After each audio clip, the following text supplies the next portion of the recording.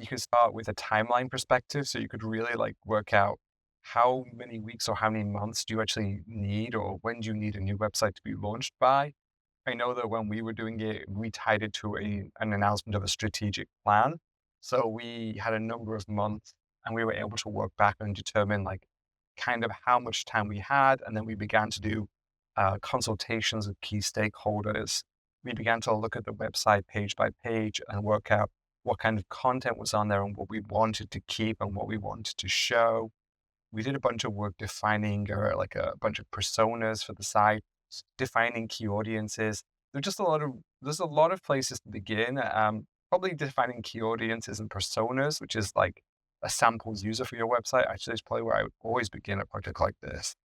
Planning a website, I think a big part of it too is determining the sort of size of the site that you want, and how big you want it to be and how much content you want to have on it. And I think for for a lot of organizations, I think when you're scoping out the like how much time it's going to take you, I think there's a huge amount of time that if you actually want to have a small website or a leaner website, there's a huge amount of time going into the planning that I think you need to plan for a lot of consultation because there's a lot of choices that need to be made. So a smaller website on the sort of building side might be faster to make, but on the planning side, you really have to have a lot of conversations about and make a lot of decisions up front about what's actually